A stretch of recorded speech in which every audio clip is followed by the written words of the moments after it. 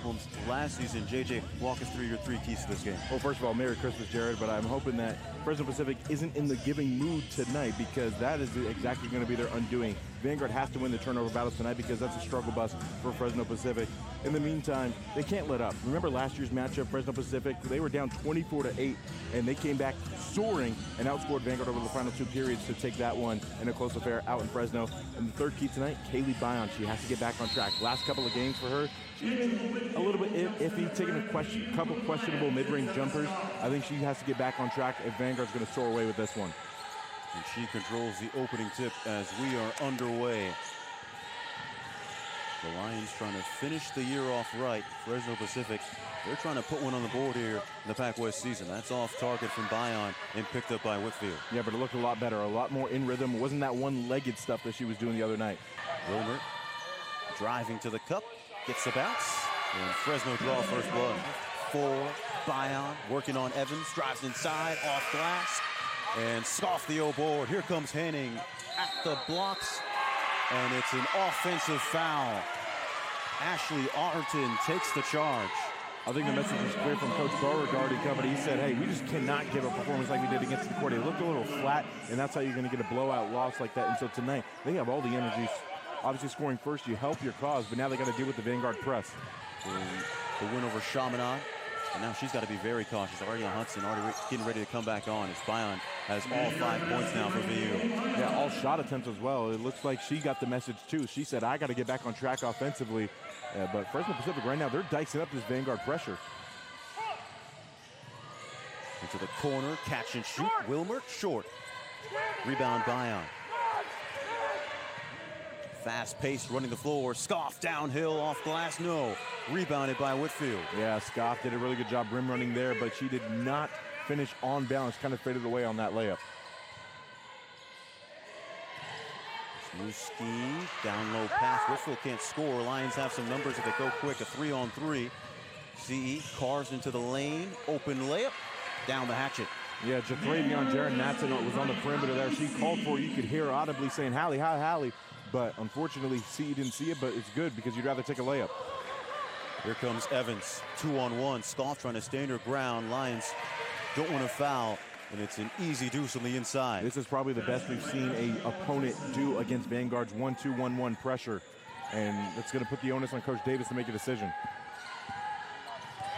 Fresno Pacific, 0 fast break points in that matchup against CUI. They've put up 2 already here on the afternoon. Bion, baseline J, rattles around the rim and picked up in the end by Evans. How good was that box out though by Wilmer, able to send Wemby outside of the paint. Wemby averaging 3 boards per game herself.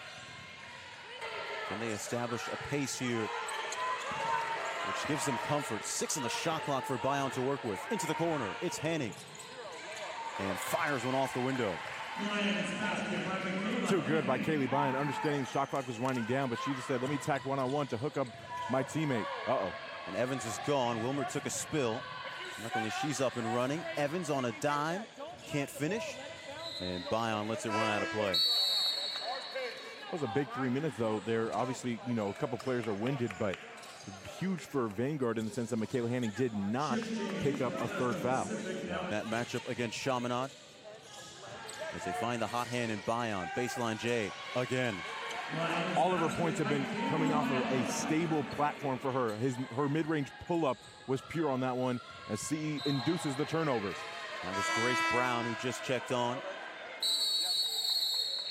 As we go into the first media. Fast start here, Lions on top.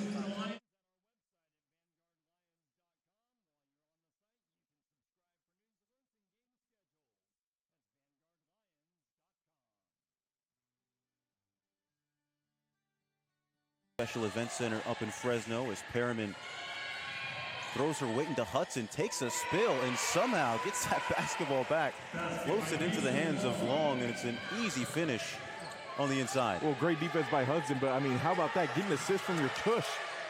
The floor here with FPU. Oh, pretty from CE. Can she finish? Yes, she can.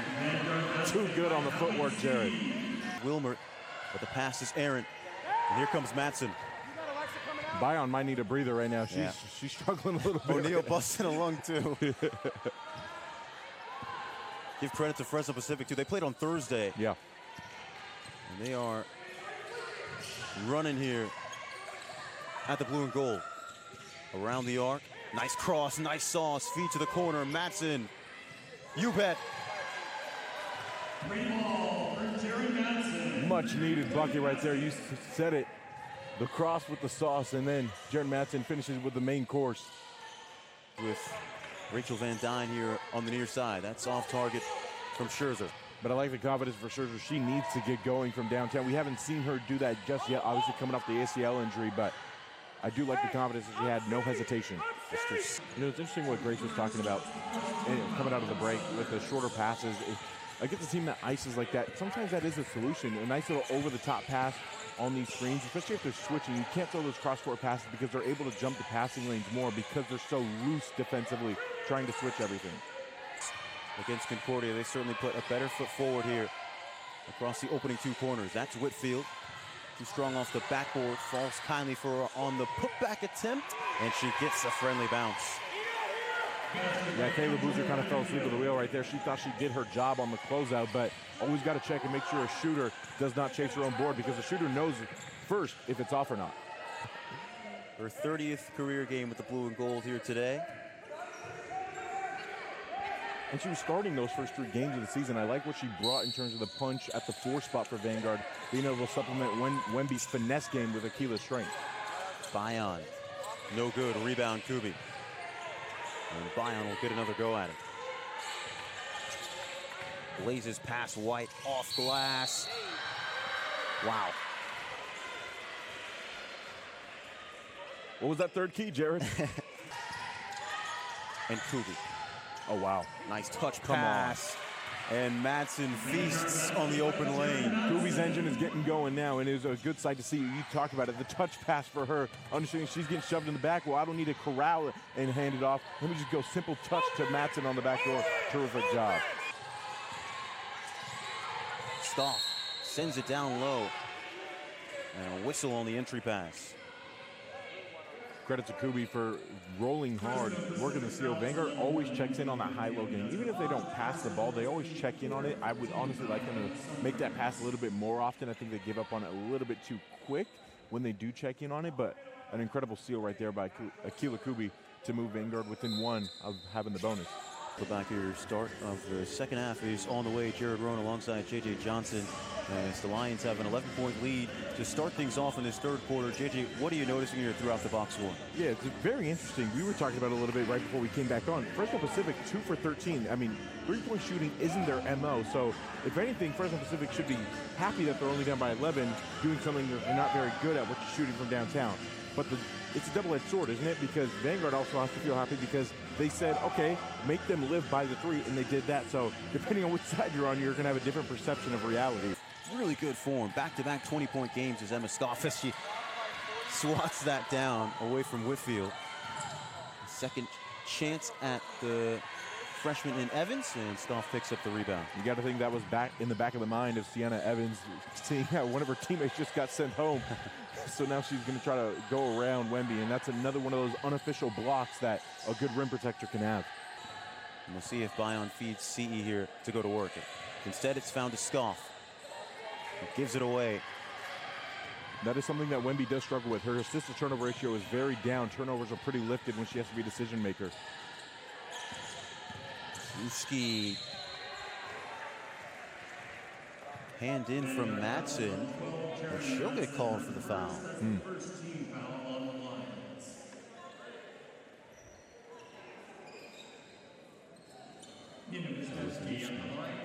I did like the set, though, to be clear. When they went to that 1-4 high, hit Emma Scoff on the elbow and had the inside screen action, try to get isolation, get Scoff going, right? That's what really good coaches do is when they see one of their best players doesn't have a terrific first half, they call some early sets, get them back in the flow of the offense. So love the play call, but Scoff just couldn't keep her handle.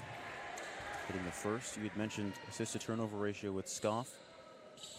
Wisniewski has also had her ups and downs in her freshman season with that. And it's been interesting because, yes, she has a lot of turnovers, but very skewed. If you look at She's had, what, 10 in one game, 8 in another game, Yeah. and the rest of those games are around 2 to 3. So she's trying to set up a more consistent showing. He's the freshman as she hits the second free throw. Well, you mentioned the 10 turnovers. Her last time out, I mean, that's pretty lifted, but so far so good tonight with the 0 in the first half. Talking about it, Fresno Pacific 19.1 turnovers per game towards the bottom of the conference entering this contest, and the fact that Vanguard hasn't been able to take full advantage of that yet is kind of surprising to me. But again, well-coached team. Coach Beauregard made sure that his company was well-suited for the Vanguard pressure. Good foot forward here. And again, if they keep this within reasonable distance heading into the fourth, there is no reason why they can't fire back. The three-point shot has not fallen for them. You talked about the three-point efforts. They take the most in the conference. They have 27 three-point attempts a game. So, and you heard Coach Beauregard say, keep firing, it's going to fall eventually. And belief in your group is one thing, but statistics this deep into the season is another. Data does not disturb them. They have a will, they have a way. Yeah. And they have found a way to make Vanguard uncomfortable despite the hosts leading pretty by 15. Lets it fly. Poked around. Hanning gives chase. And Hanning and C are not convinced that that is not Vanguard basketball. Does Russ Davis want to use his first challenge in the free? I think Russ Davis giving you a look is a challenge. 700 wins will certainly influence some decisions, won't they? Hanning, deep triple. That one rims out as well. Kubi. Somehow she's back on her feet, and a tough reverse layup up and in by Hanning. Wow. And the Sunbirds give it away. It's Bion. Can she make him pay? Down low to Kubi. Kisses one off the window. And FPU need to talk it over. Got to talk about how to stop Kubi. Unbelievable instant energy for Akila Kubi. At the system. So now with a lot of new players have a chance to do that. They need to be quick to it and ready to adapt. I cannot begin to say how impressed I am with Akila Kubi. You can clearly tell that she was chomping at the bit to get back on the court because the infectious play that she's been having at the tip of that 1-2-1-1 press has been unbelievable tonight. There's another possession here for the blue and gold.